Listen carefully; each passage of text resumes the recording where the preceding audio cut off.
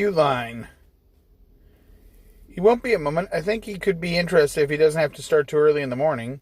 Barbara, what? Stanley, an Englishman's home is his castle. I'm just doing my job, mate. I want a picture. John, clear off. Clear off? Clear the line a minute. He doesn't want any publicity, I told you. And I'm telling you, news is news. Are you Mrs. Smith? Yes. The farmer's on his way. What? Getting close to your husband, please. No!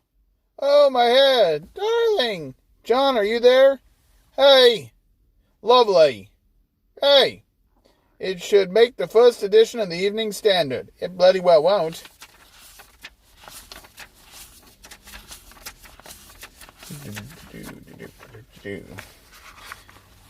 Cue line. I'm not sure of anything at the moment. I'll see you outside the restaurant. You'll recognize me. I'll be wearing what I'm wearing now. Ding dong. Mary, Mary, Mary. I sound like a bloody nursery rhyme. Cue line. You just caught me, actually. I'm so sorry, lovely. It's no trouble, honestly. We're just moving in up there, and we don't seem to have a thing in the flat. No problem. Although you think that dizzy bitch could have remembered to get milk, wouldn't you? How about sugar and tea? No, we got those all right. Oh, this is très chic.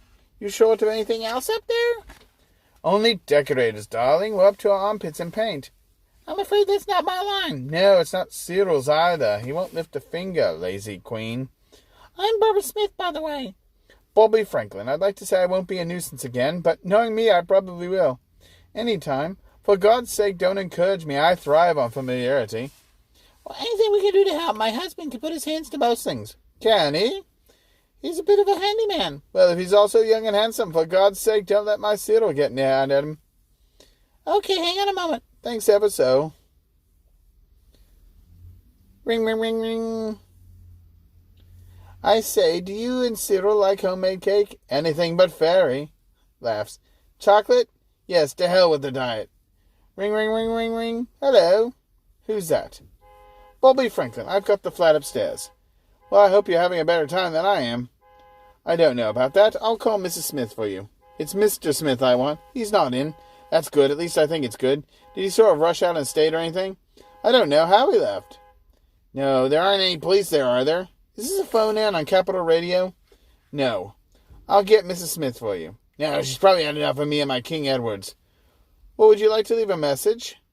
No. Mrs. Smith hasn't got a standard floating around there, has she? Standard? Floating? Newspaper, Evening Standard. Oh, I really wouldn't know. Bit early, isn't it? First edition. She doesn't want to get it, though. It's a dreadful paper. Oh, yes, all right. Don't you get it either. I won't. Are you doing some sort of market research? No, but if you see Mr. Smith, say Mr. Gardner rang. Gardner. And tell him things aren't too good on the farm. Here we are. Oh, scrummy. I answered your telephone. Thanks. Any messages? Well, King Edward came into somewhere, and, Mr. Gardner. Oh, him. I couldn't make out what he was on about. He's a damn pest. Do you get many funny phone calls, then? Only from this fellow. He's trying to get rid of 2.5 acres of cucumbers. God help us all.